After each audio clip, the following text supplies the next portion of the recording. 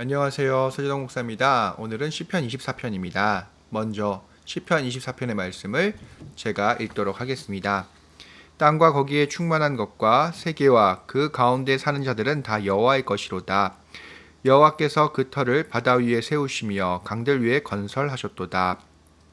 여호와의 산에 오를 자가 누구며 그의 거룩한 곳에 설 자가 누구인가? 곧 손이 깨끗하며 마음이 청결하며 뜻을 허탄한 데 두지 아니하며 거짓 맹세하지 아니하는 자로다. 그는 여호와께 복을 받고 구원의 하나님께 의의를 얻으리니 이는 여호와를 찾는 족속이요 야곱의 하나님의 얼굴을 구하는 자로다. 문들아 너희 머리를 들지어다. 영원한 문들아 들릴지어다. 영광의 왕이 들어가시리로다. 영광의 왕이 누구시냐? 강하고 능한 여호와시오. 전쟁에 능한 여호와시로다. 문들아 너희 머리를 들지어다. 영원한 문들아 들릴지어다. 영광의 왕이 들어가시리로다. 영광의 왕이 누구시냐? 만군의 여호와께서 곧 영광의 왕이시로다. 아멘. 예, 이 시편 24편은 먼저 이제 찬양시라는 형태를 갖고 있습니다. 특별히 찬양시 중에서도 이 시편 24편은 좀 더 특별한 그런 배경을 갖고 있다라고 학자들은 얘기를 하는데요. 그것은 바로 이 찬양이 옛 예루살렘 성전에서 드렸던 예배의 형식을 담고 있을 것이다라고 말하고 있고요. 또한 세상의 왕으로 오르시는 등극하시는 하나님을 기념하며 기리며 잔치, 그런 잔치에 불렀던 찬양시라고 합니다. 그래서 잘 보시면 이렇게 물어보죠. 묻고 대답하는 그런 장면들을 우리가 확인을 할 수가 있습니다. 예를 들면 3절에 보시면 이렇게 되어 있죠. 여호와의 산에 오를 자가 누구며 그의 거룩한 곳에 설 자가 누구인가? 이 물음이죠. 그럼 이제 대답하는 거예요. 이게 누가 됐든 뭐 인도자가 됐던 이제 묻고 이제 회중들이 대답하는 그런 장면을 상상해 볼 수가 있습니다. 대답을 어떻게 하죠? 곧 손이 깨끗하며 마음이 청결하며 뜻을 허탄한 데 두지 아니하며 거짓 맹세하지 아니하는 자로다. 이렇게 또 이어지고 있고요. 또 이렇게 8절을 보면 또 이렇게 묻고 있죠. 영광의 왕이 누구시냐? 이제 이거는 수사적인 물음이잖아요. 그러니까 이제 예배나 찬양의 형식에서 우리가 충분히 볼 수 있는 그런 부분들입니다. 그래서 이런 구조들을 통해서 아마도 시편 24편은 그런 예배, 특별한 그런 예배에 하나님께서 이제 세상의 온 세상의 왕으로 오르시는 그런 것들을 기념하기 위해 불렀던 그런 예배에서 불려졌던 이제 찬양이다라고 학자들은 얘기하고 있습니다. 그런데 1절과 2절을 보면 그 하나님, 물론 전체적으로 하나님이 어떤 분인지를 담고 있지만 1절과 2절은 좀 더 특별한 하나님의 그런 모습에 대해서 설명하고 있습니다. 1절과 2절을 제가 읽겠습니다. 땅과 거기에 충만한 것과 세계와 그 가운데 사는 자들은 다 여호와의 것이로다. 여호와께서 그 터를 바다 위에 세우시며 강들 위에 건설하셨도다. 여기서 보시면 하나님이 어떤 일을 하셨는지 분명하게 기록하고 있죠. 여러분 여기서도 우리는 알 수 있듯이 1절과 2절에서 드러나는 그런 하나님은 세상을 창조하신 창조주로서의 그런 하나님을 찬양하고 있습니다.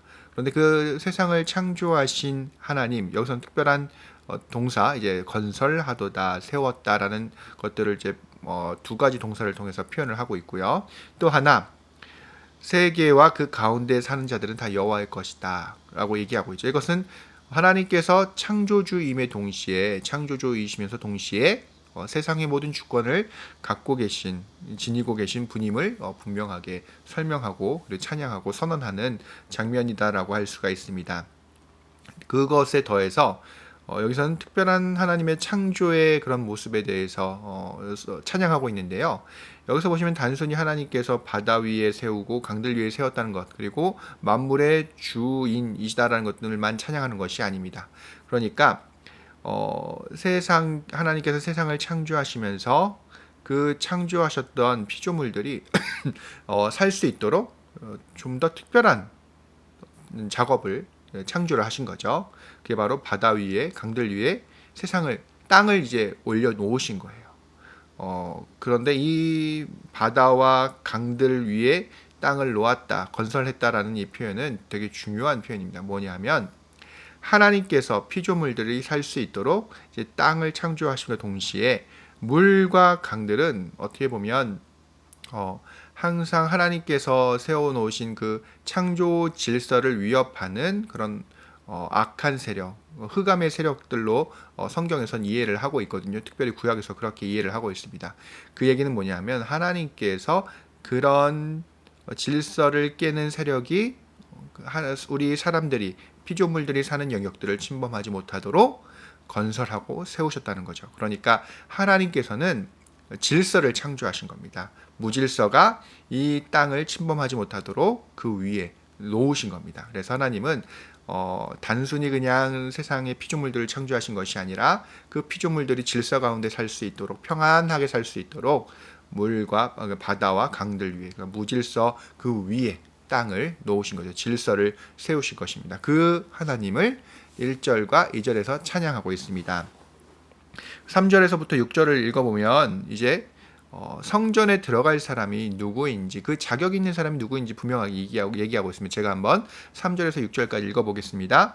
여호와의 산에 오를 자가 누구며 그의 거룩한 곳에 설 자가 누구인가? 곧 손이 깨끗하며 마음이 청결하며 뜻을 허탄한 데 두지 아니하며 거짓 맹세하지 아니하는 자로다. 그는 여호와께 복을 받고 구원의 하나님께 의를 얻으리니 이는 여호와를 찾는 족속이요 야곱의 하나님의 얼굴을 구하는 자로다. 보시면 성전에 들어갈 수 있는 자격을 갖춘 사람이 누구인지 분명하게 얘기하고 있죠. 누구죠? 손이 깨끗하고 마음이 청결하고 뜻을 허탄한 데 두지 아니하고 거짓 맹세하지 않고 여호와께 복을 받고 하나님께 의를 얻게 될 것이고 결국 이 사람은 어떤 사람이냐? 하나님을 찾는 사람, 하나님께 구하는 사람. 여기서 구한다라는 표현은 특별히 예배 가운데 구한 그 장면들을 얘기합니다. 구약의 용어로 구하다라는 표현은 특별히 제의 가운데 하나님께 제사장들이 물어보는 장면을 생각하시면 되겠는데요. 그러니까 그냥 단순하게 묻는 것이 아니라 예배 가운데 하나님께 이제 물어보는 거죠. 구하는 거죠. 예배를 잘 드리는 거라고 이해하시면 좋을 것 같습니다. 그러니까 예배를 하나님 앞에 온전히 드리는 사람 그러니까 그 사람들은 결국 4절에서 얘기하는 사람이 될 것이고 그 사람이 바로 그 성전에 들어갈 수 있는 자격을 갖춘 사람이다라고 이제 시편은 소개하고 있습니다. 7절부터 10절은 이제 아까 처음에도 서두에서 제가 이제 설명해 드렸듯이 예루살렘에 있었던 잔치, 특별한 잔치. 학자들은 이것이 1년에 한 번 있었을 것이다라고 추정하는데요. 1년에 한 번 세상의 왕으로 등극하시는 그 하나님을 찬양하는 그 예배 가운데 잔치 가운데 불려졌던 찬양이다라고 소개하고 있습니다. 여기서 말하는 영광의 왕, 왕군의 여호와는 여러분 어떤 하나님이다라고 소개하고 있습니까?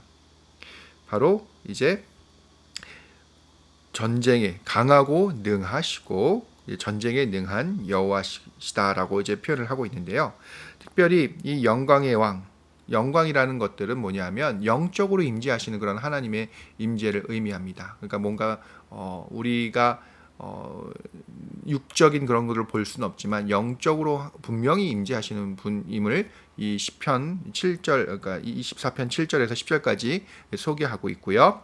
또 하나 그 하나님은 강한 분, 그러니까 강하고 능한 여호와시고 무엇보다도 전쟁에 능한 여호와시다. 이것들은 어떻게 보면 이스라엘이라는 공동체에게 상당히 중요한 그런 모습으로 이제 해석했다라고 볼 수가 있습니다. 강하고 능하다라는 표현을 이제 전쟁의 능력으로 이해했던 것인데 아마 이것을 현대적으로 우리가 이해한다면 강하고 능한 것은 우리 공동체, 지금 우리 하길교회에서 필요한 그런 공동체의 그런 기도를 들어주시기에 능하시고 능력이 충분한 분임을 분이라는 것을로 이제 바꾸어서 우리가 이해할 수도 있겠습니다. 그러니까 하나님은 어떤 분이시냐면 우리가 어떤 기도를 하던 능히 들어주실 수 있을 만큼 충분히 강하신 분이시고 어떠한 고난의 상황에서도 우리를 충분히 이렇게 이끌어 주실 만한 그런 분이심을 분명히 이야기하고 있고요. 그분은 바로 영적으로 임재하시는 분임을 이제 소개하고 있습니다. 그렇습니다. 우리 하나님을 우리 육체의 눈으로는 볼 수는 없습니다. 하지만 우리는 분명히 알고 있습니다. 그 하나님께서 지금도 우리의 마음 가운데 영적으로 임재해 계시고 또한 우리 공동체 가운데 영적으로 임재하고 계시다. 그러니까 시편 24편과 같이 오늘 하루의 삶 속에서도 하나님을 찬양하면서 하나님을 느끼면서 하루도 승리하고 하나님께 여쭈는, 그리고 예배 가운데 하나님께 나의 그런 소원과 모든 것들을 아뢰을 수 있는 그런 하길교회 모든 성도님들이 되시기를 오늘 주님의 이름으로 축원합니다. 그러면 다음 시간에 뵙도록 하겠습니다.